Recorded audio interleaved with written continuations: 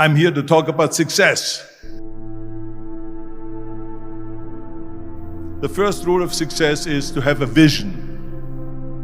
You see, if you don't have a vision of where you go, and if you don't have a goal where you go, you drift around and you never end up anywhere. I mean, as you know, I was born in 1947 in Austria after the Second World War.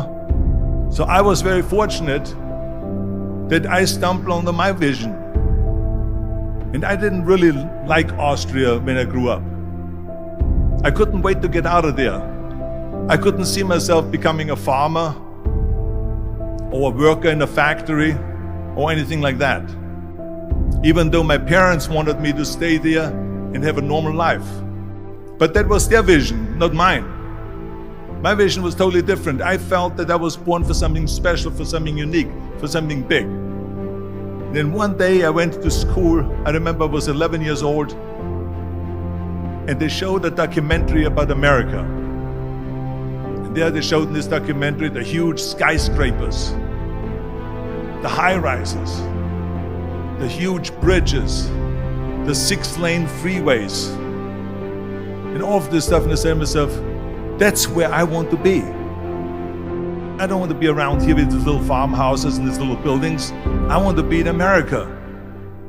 One day after school, I walked by a store in Graz. So I went inside and I looked around, and then I saw a magazine. I saw a bodybuilding magazine that had Reg Park on the cover. Reg Park was then a 3-time Mr. Universe. And I saw him on the big screen as Hercules. I read that and I said to myself, wow, this is the blueprint for my life. This is exactly what I want to do. I want to become a bodybuilding champion just like Reg Park. I want to get into movies just like Reg Park. And I want to make millions of dollars and be rich and famous just like Reg Park. Do you know how great it felt that I knew where I was going? Imagine the majority of people don't know where they're going. I knew where I was going, that I'm going to become this bodybuilding champion just like him. So it was just a question of how do you do it? I was so relieved, because when you have a goal, when you have a vision, everything becomes easy. So people always ask me, when they saw me in the gym in the pumping iron days, they say, why is it that you're working out so hard? 5 hours a day, 6 hours a day, and you have always a smile on your face. And I told people all the time, I said, because to me, I'm shooting for a goal. In front of me is the Mr. Universe title. So every rep that I do gets me closer to accomplishing that goal, to make this goal, this vision turn into reality.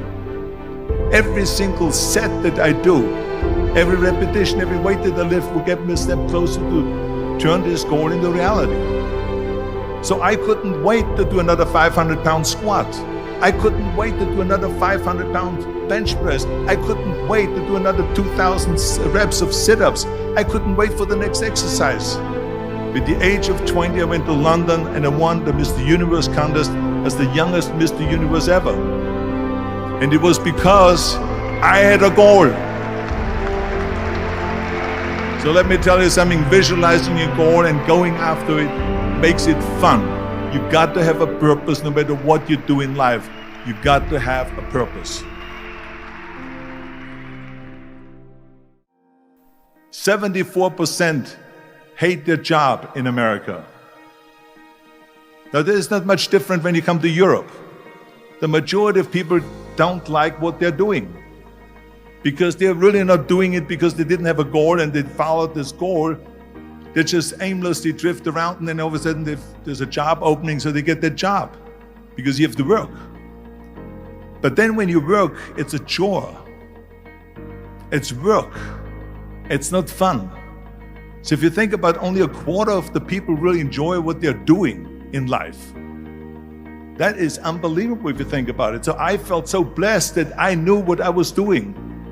It's like a medical student that studies and knows he wants to become a doctor. You know where to go. And the same thing is also in politics. I remember that in politics, I had a very clear vision that I will be the leader of California. That's as far as I could go because I was not born in America, so I could not run for president. So being the governor of the fifth largest state, the largest state, the fifth largest economy in the world, was for me really the ultimate title, the ultimate accomplishment in politics. So even though people came up to me and says, why don't you go and run for something smaller, you're never gonna make it. I ran for governor, and then 2 months later I became governor of the state of California. Again, because I had a very clear vision what I'm gonna do with California. So that's rule number one, have a vision. Rule number two is, don't listen to the naysayers. Don't listen to the naysayers.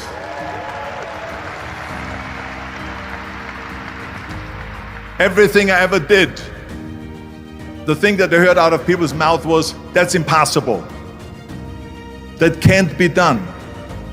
Or no. That is exactly what I heard, and of course I proved to the people that it can't be done. So whenever someone said to me, it can't be done, I heard, it can be done.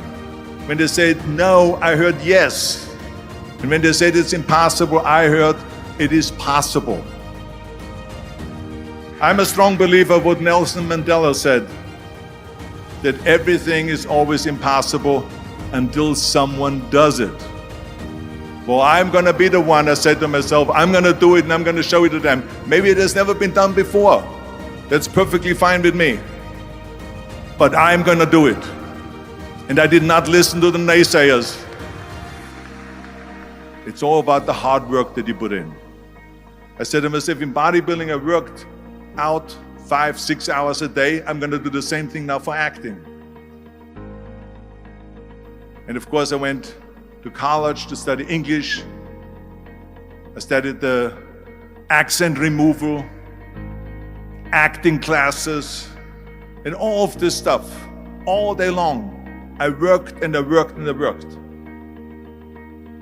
And within a short period of time, I made one movie called Hercules in New York, which of course went right into the toilet. But it didn't discourage me. I still had the same vision.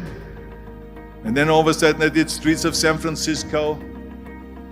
I did Stay Hungry and Pumping Iron and The Villain. And then all of a sudden I was asked by Dino De Laurentiis and by Universal Studio to star in Conan the Barbarian. And after I did Conan the Barbarian, the director at the press conference said to the press, the director was John Milius. He said to the press, if we wouldn't have had Arnold, we would have had to build one. So think about that.